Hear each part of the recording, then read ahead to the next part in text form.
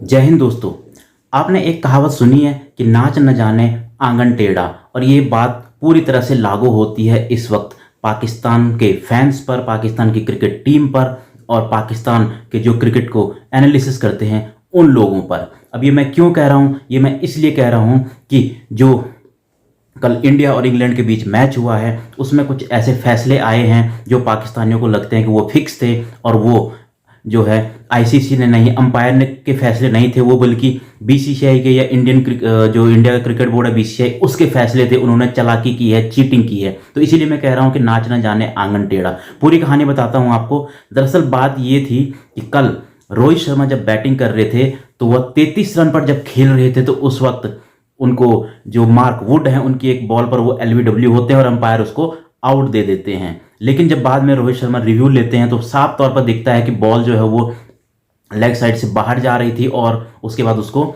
Review को जो है रोहित शर्मा के हक में फैसला दिया जाता है और वो नॉट आउट करार दिए जाते हैं। तो इस पर पाकिस्तानी इतना रो रहे हैं, इतना धो रहे हैं, कह रहे हैं कि ये बॉल जो है विकेटों पर लग रही थी, इस बॉल को घुमाया गया है। अरे भाई, ये टेक्नोलॉजी है और ये टेक्नोलॉजी तुम लोगों की समझ में नहीं आएगा। पाकिस्तान के तो वैसे ही जो है टेक्नोलॉजी और पढ़ी लिखी लोगों की बातें उनके समझ में आती नहीं हैं। लेकिन इसके लिए मैं इतना भी बता दूं कि अगर ये बात सच होती तो इसके कुछ देर बाद ही जब रविंद्र जडेजा आए थे तो उस वक्त भी उनके जो पैड पर बॉल लगी थी और उनको अंपायर ने आउट दे दिया था। उसके बाद जब बाद में देखा तो वो अंपायर्स कॉल हो गई। यानी वहां पर भी कह सकते थे कि अगर अंपायर नॉट आउट देते तो शायद वो नॉट आउट हो जाते, लेकिन अंपायर ने आउट दिया तो उनको बाहर जाना पड़ा। लेकिन हमारे यहाँ किसी ने हो हल्ला नहीं किया, शोर शराबा नहीं किया। लेकिन अगर यही चीज़ पाकिस्तान वालों के साथ हो जाती, पाकिस्तान के किसी बैट्समैन के साथ हो जाती, तो वो इस पर भी सवाल उठाने शुरू कर देते।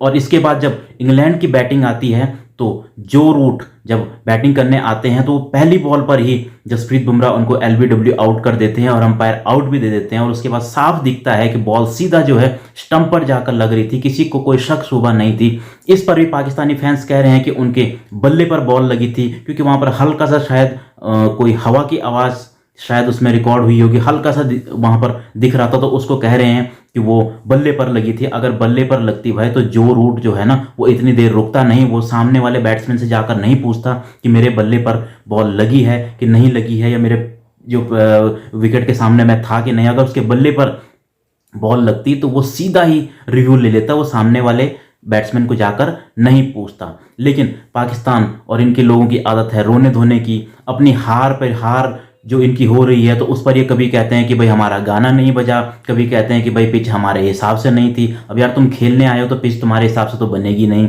इंडिया में मैच हो रहे हैं तो इंडिया की जो कंडीशंस हैं उनके हिसाब से उनको खेलना होगा। और बाकी टीमें भी खेल रही हैं, ऑस्ट्रेलिया है, न्यूजीलैंड है, साउथ अफ्रीका है, वो तो हमेशा तेज पिचों पर खेलते हैं। तो उन्होंने दिखाया है कि भाई यहाँ पर जो है बैटिंग कैसे की जाती है। तो इसलिए रोने धोने का कोई काम नहीं है। तो इसलिए मैं कह रहा हूं कि नाच न जाने आंगन टेढ़ा। फिलहाल आप लोगों का पाकिस्तानियों के इस रिएक्शन के बारे में क्या कहना है कमेंट बॉक्स में जरूर बताएं और चैनल को सब्सक्राइब जरूर करें।